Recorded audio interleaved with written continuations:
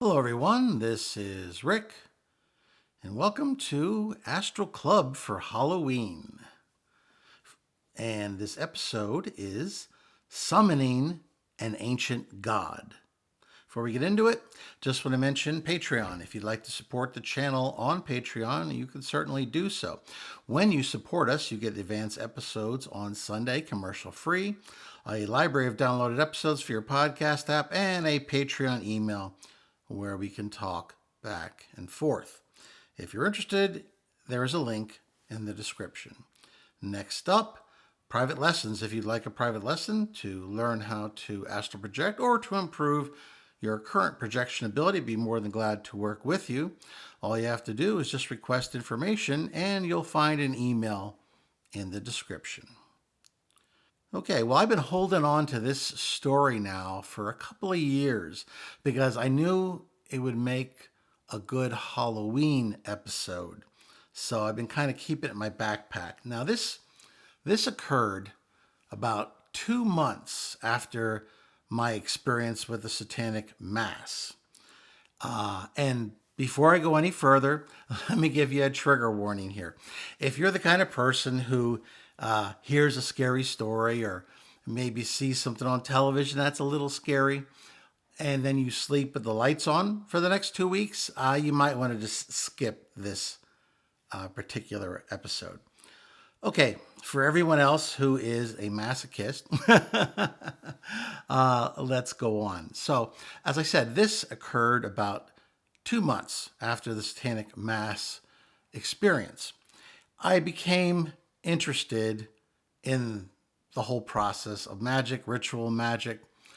I was in college and it was the summertime. Sure, I worked part-time in the daytime, but at night there wasn't much going on.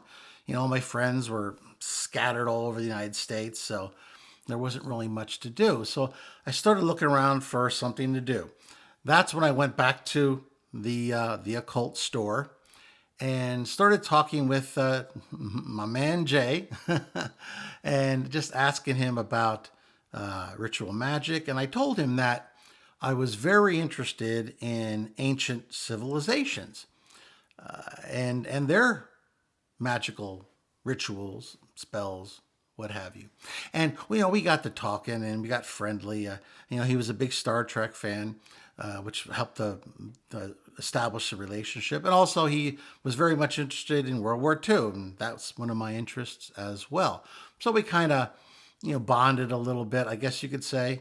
Just me and Jay having a great day. Anyway, he was able to grab me a couple of books. These were kind of in the back. They weren't out on the shelves with all of the typical Wiccan and pagan type modern books. And he brought these things out. They were like 100, 150 years old, first editions. So they weren't cheap. But, I had some money. I purchased the darn things because he recommended them to me. When I started reading them, I noticed that they were it was of Semitic languages going back, say, and Semitic empires going back around 4,400 years. That was going back to what was called the Acadian Empire, which is really the first major empire that rose out of the Mesopotamian region. And one of the things I wanted to study was how to pronounce the words. I've always been very interested in languages, but when you're dealing with ritual magic, and I only took this half serious at the time, but they always emphasized that it was important to pronounce the words correctly if you were trying to do some sort of a ritual. And I knew that I was quite sure that the Acadian language, the Acadian spell, which this was probably something that was translated into English, but it was still structured in such a way that English pronunciation wouldn't necessarily be the correct one, or at least modern English. So what I would do is got a couple books from the library as to the Acadian language and how it was pronounced, how it was constructed.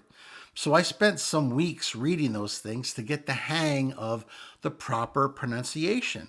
And I'm pretty good with languages, so I picked it up pretty quickly, and it started making a lot more sense to me after a couple of weeks. And before I go any further, I just want to make another little subsidiary trigger warning. This isn't like the Satanic Mass episode. I know there was at least one commenter that asked, "Hey, did Satan pop up and do some evil?" And no, he didn't. He didn't show.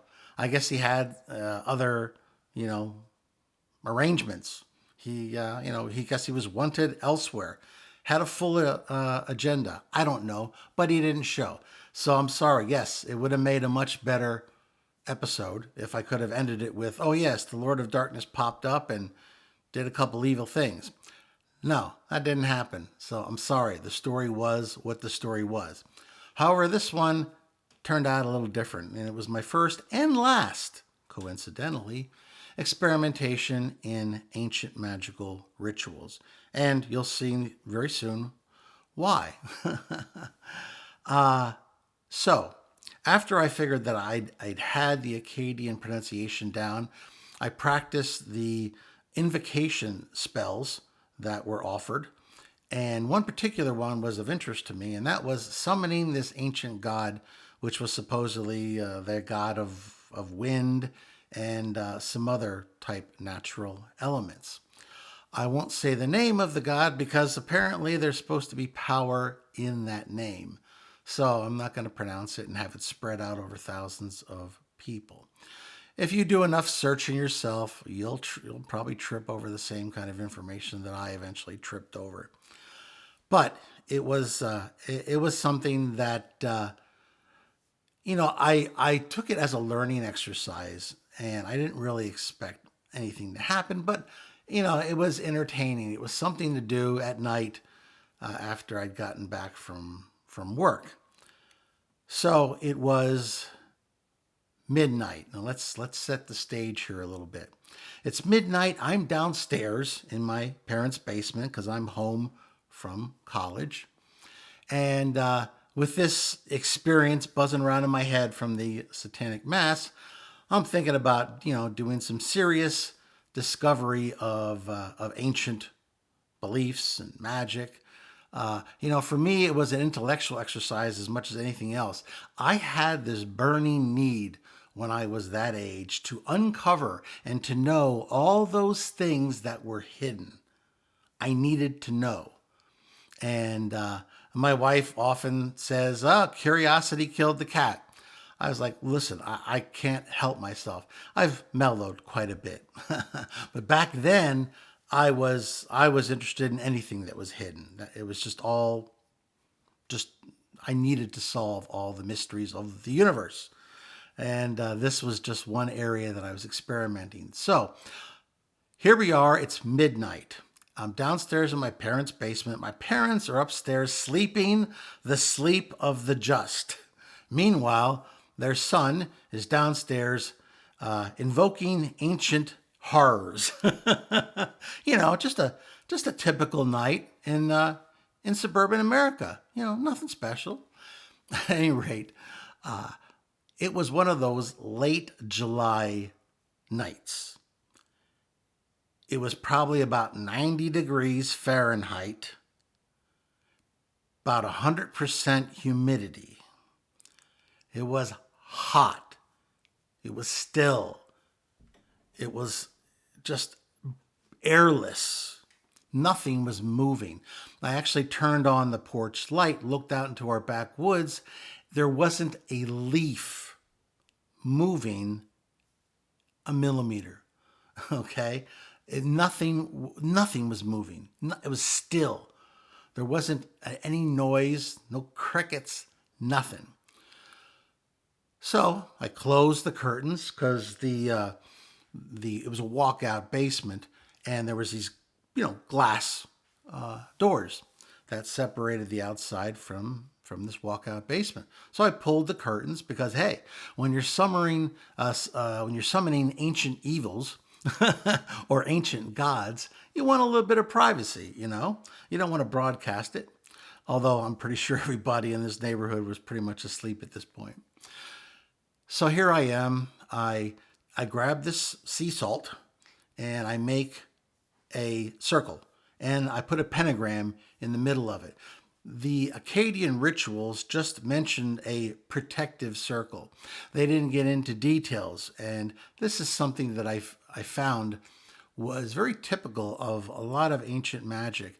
They would mention certain things and then not go into detail as a way to protect idiots from doing, or the uninitiated from doing these types of spells, because they would assume that anybody who was a practitioner of these type of magical arts would know how to do a protective circle. Now, I didn't have any information on what would have been Acadian protective circles, so I went with the typical sea salt circle with a pentagram, and just hope that that would be sufficient for my purposes. Once again, keep in mind, this was still a bit of a lark for me. I seriously did not imagine that anything would happen. It was just something for me to do to explore the ancient past, to try to get in tune with those ancient civilizations. And in this case, as I said, the Acadian Empire was the first Semitic empire to rise in the Mesopotamian region some 45 or so hundred years ago. So here I am. I'm inside the circle. I had done all of the preparations according to the ritual. I had been fasting for 72 hours. Not that the ritual necessarily called for that, but typically when you're doing those types of magical rituals, there's usually a fasting period and a meditative period that is required. So I just decided to insert that into the process. I figured it might be a good idea. Worst comes to worst, it's not going to hurt me. And as it turns out, it was a good thing I did go into the fasting mode, because you'll see. So here I am. I begin the ritual. As soon as I begin it, I start to feel the hairs on my arms and legs stand up. At first, I attributed that to just my nervousness in doing something like this, being downstairs, trying to keep things quiet, because I don't want my mother to come downstairs and see me in a robe inside of a magical circle, because I just don't want to have to make that kind of explanation. So, I just figured it was just because of my nervousness and, the oddness of this experience. But as I continued, this weird electricity seemed to build all over my body, just putting me in this weird hypersensitive situation. So I was just very attuned to what was going on, and this thread of fear starts running through me, which I didn't understand, because let's face it, this is a 4,500-year-old, incantation. I don't really expect anything at all to occur.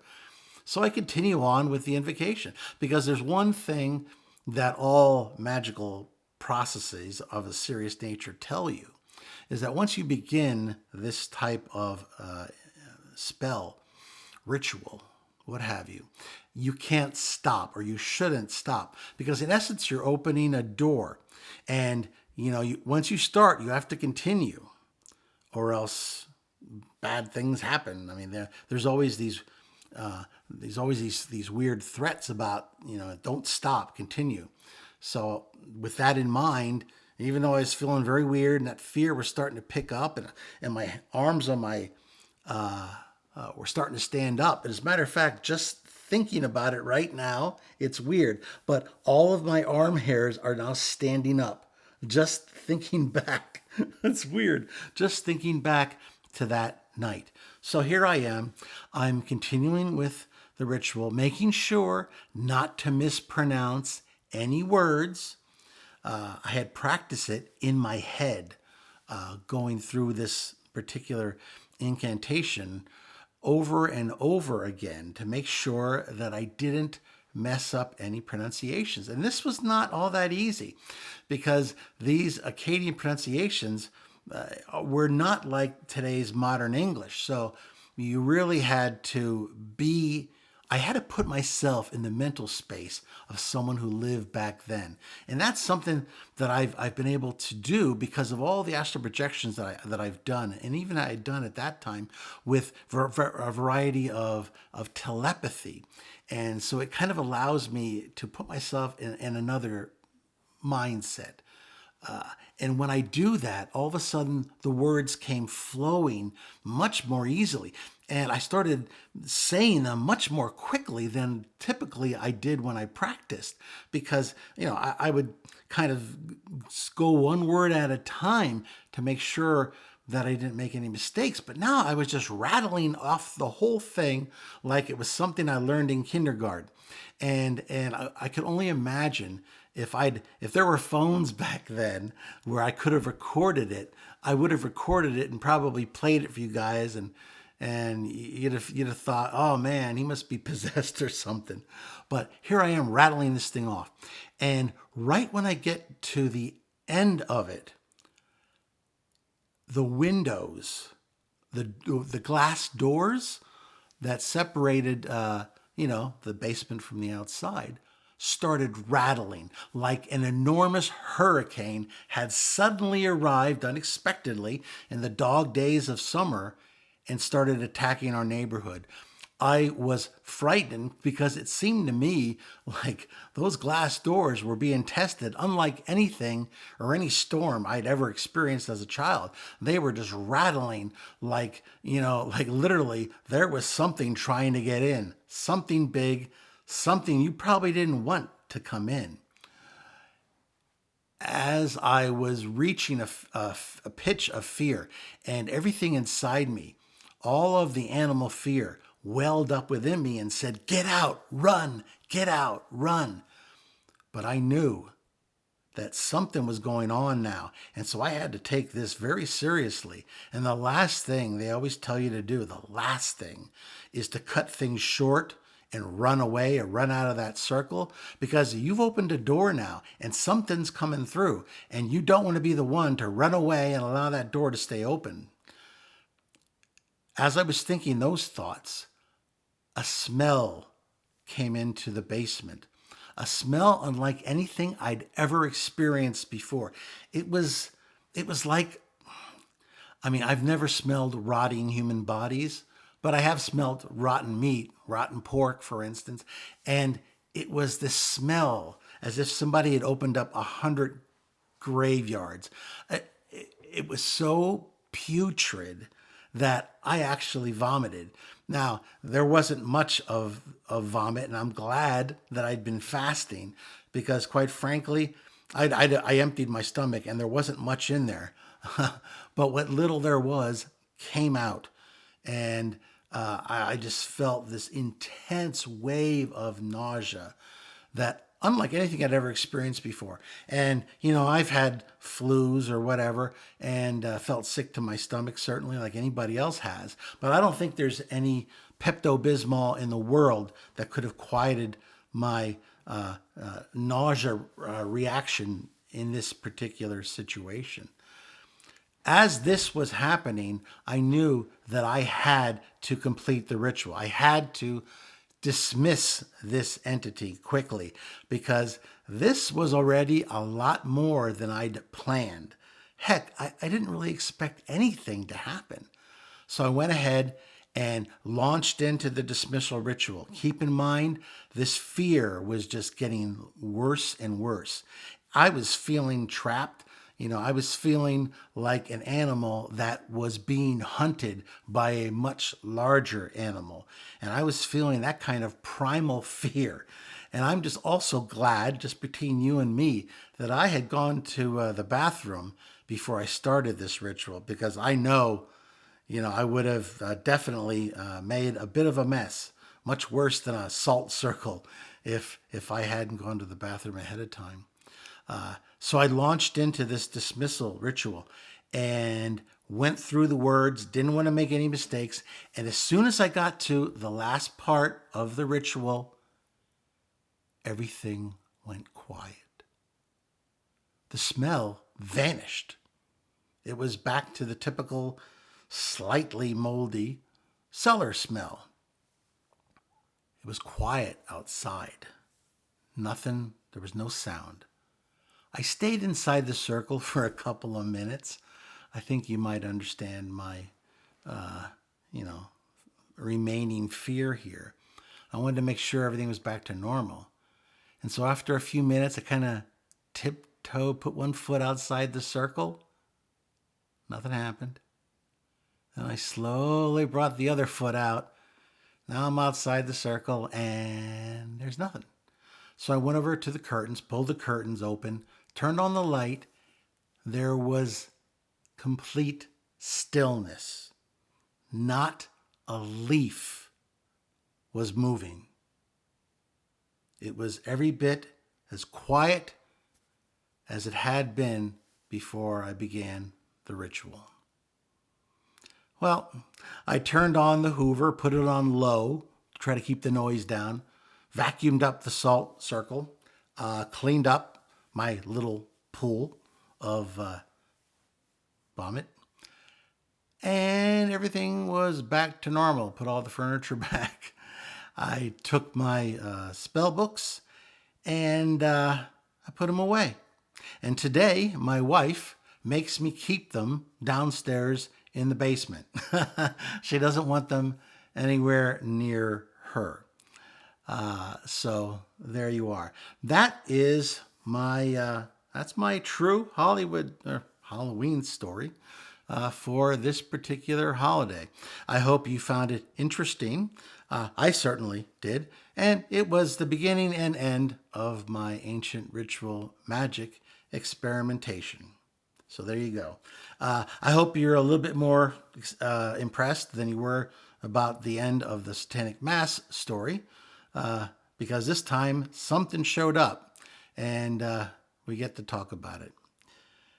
If you found this interesting, entertaining, whatever, please hit the like button, share it with those of like minds, subscribe if you haven't already, and I'm very open to your questions and comments. Have you guys ever played around with ritual magic of any kind? If so, did you get anything? Anything happen to you? I'd be very interested, and certainly, if you have any questions or comments to me, be more than glad to review them and give you some answers. This is Rick, and I will see you on the astral plane.